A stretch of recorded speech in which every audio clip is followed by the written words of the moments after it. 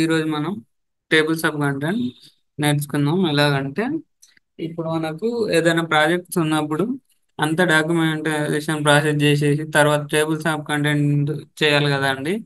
అది టైప్ చేసుకొని ఏ page number ఎక్కడ ఉందో చూసుకొని అలా కాకుండా ఆటోమేటిక్గా టేబుల్స్ ఆఫ్ కంటెంట్ అనే ఆప్షన్ తోటి మనం చేసుకోవచ్చు అండి. ఎలాగంటే ముందుగా రిఫరెన్స్ ట్యాబ్లోకి వెళ్ళండి.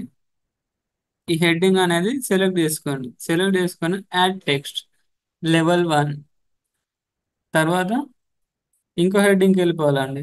ఇంకో హెడ్డింగ్కి వెళ్ళిపోయి ఇది సెలెక్ట్ చేసుకొని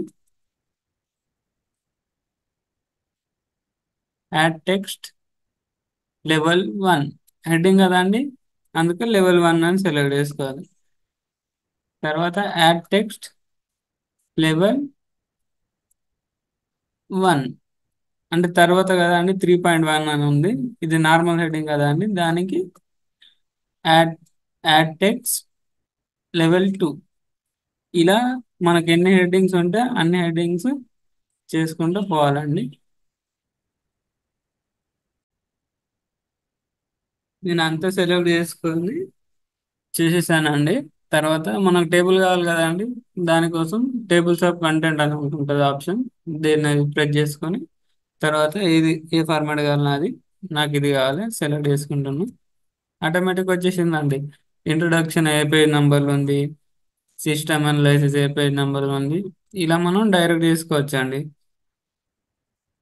తర్వాత ఇంకోటి కంట్రోల్+క్లిక్ పేజ్ నెంబర్ దగ్గర ఆ టేబుల్లో క్లిక్ చేస్తే ఆ హెడ్డింగ్ అనేది ఎక్కడ ఉంది ఏ పేజ్లో ఉంది డైరెక్ట్ వచ్చేస్తుంది అండి. కర్సర్ పెట్టి క్లిక్ చేస్తే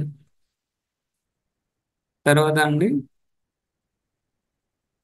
ఇప్పుడు మనం ఈడ ఒక హెడ్డింగ్ యాడ్ చేద్దామండి, కంప్యూటర్. తర్వాత దీనికి యాడ్ టెక్స్ట్ లెవెల్ 1 అని ఇచ్చుకున్నామండి. ఇప్పుడు దీనిలో అప్డేట్ కావాలండి, అప్డేట్ కాలేదు. దానికోసం ఇక్కడ ఆప్షన్ ఉంది చూడండి, అప్డేట్ టేబుల్. అప్పుడు ఇట్లా ఓపెన్ అవుతుంది అండి. అప్డేట్ ఎంటర్ టేబుల్ అని సెలెక్ట్ చేసుకుని ఓకే ఓకే క్లిక్ చేస్తే ఇక చూడండి ఇక్కడ వచ్చేసింది కంప్యూటర్ అని ఎక్స్ట్రా యాడ్ చేసాము కదా. ఇలా మనం టేబుల్స్ ఆఫ్ కంటెంట్ డిజైన్ చేసుకోవచ్చండి.